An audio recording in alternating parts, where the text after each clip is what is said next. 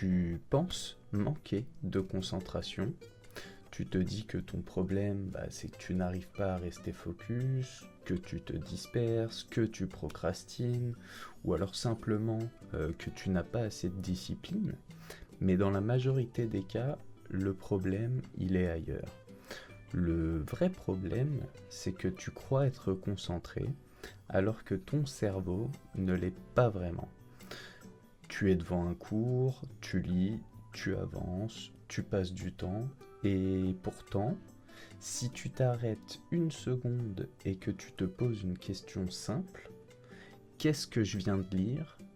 La réponse, elle est souvent floue, incomplète, voire même absente. Et en fait, c'est là que tout devient intéressant. On confond souvent deux choses, être présent et être concentré. Être présent, c'est le fait d'être physiquement devant une tâche, et être concentré, c'est être cognitivement engagé dans cette tâche. Et cette différence, elle est fondamentale, parce que ton cerveau peut parfaitement lire des mots sans réellement les traiter en profondeur. C'est ce qu'on appelle un traitement superficiel de l'information. Le cerveau reconnaît les mots, les phrases, les structures, mais il ne les transforme pas en compréhension solide. Ce phénomène a été étudié en psychologie cognitive, notamment par des travaux de Craig et Lockhart, qui montrent que la profondeur de traitement détermine la qualité de mémorisation. Donc autrement dit, tu peux lire longtemps sans vraiment comprendre. Et c'est là que naît l'illusion. Tu lis un texte, tout te semble clair, tu vas comprendre les phrases, tu as l'impression de les suivre, mais en fait cette impression, elle repose sur la reconnaissance et non pas sur la compréhension réelle. Et c'est exactement le même piège que pour la mémoire. Voir une information te donne l'impression de la connaître, mais cette impression est trompeuse. De la même manière, lire un contenu te donne l'impression d'être concentré, mais en réalité, ton cerveau peut être en mode automatique. Et pourquoi ça arrive? Parce que ton cerveau cherche en permanence à minimiser l'effort. Il privilégie les traitements rapides, faciles, peu coûteux. Et lire passivement est facile. Se poser des questions, reformuler, essayer de comprendre en profondeur, ça va demander beaucoup plus d'énergie. Et naturellement, ton cerveau évite cet effort. Et ce n'est pas un manque de discipline, c'est un fonctionnement normal. Le problème, c'est que sans cet effort cognitif, il n'y a ni concentration réelle, ni mémorisation durable. La concentration n'apparaît pas parce que tu le décides, elle apparaît lorsque ton cerveau est obligé de travailler. Et ça change complètement la manière de voir les choses.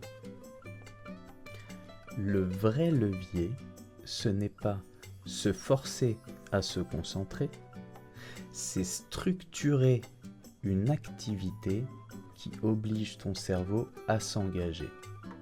Donc par exemple, au lieu de lire passivement, on pourrait s'arrêter et se poser une question simple.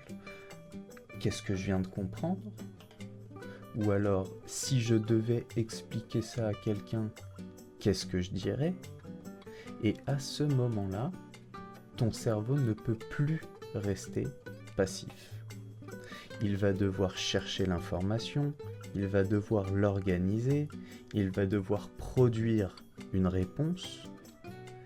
Et c'est précisément cet effort qui crée la concentration. Le principe est fondamental, la concentration n'est pas un état magique. Ce n'est pas quelque chose qui arrive quand tu es motivé, c'est une conséquence directe de l'activité que tu proposes à ton cerveau. Si l'activité est passive, ton attention chute. Si l'activité est engageante, ton attention monte. Et c'est aussi pour ça que certaines situations te paraissent naturellement plus concentrées.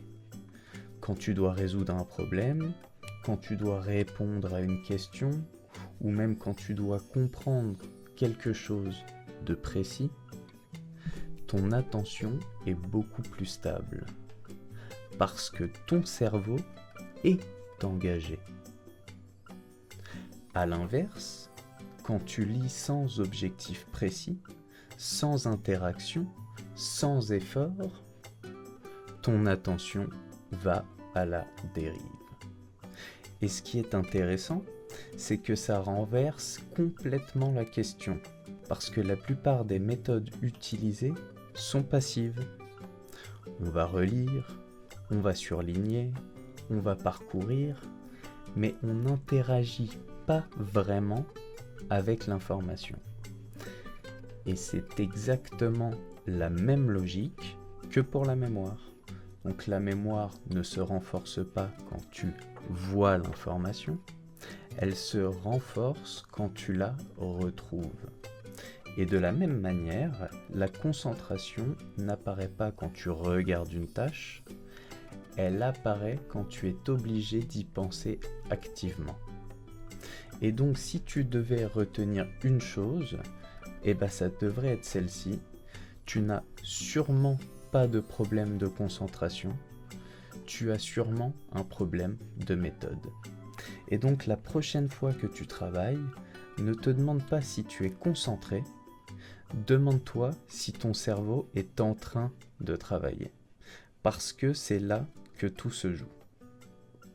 Alors voilà, si cet épisode vous a permis de voir la concentration un peu différemment, vous pouvez vous abonner pour découvrir les prochains épisodes. Dites-moi en commentaire à quel moment vous vous rendez compte que vous n'êtes pas vraiment concentré. Je vous souhaite une très belle journée et à bientôt.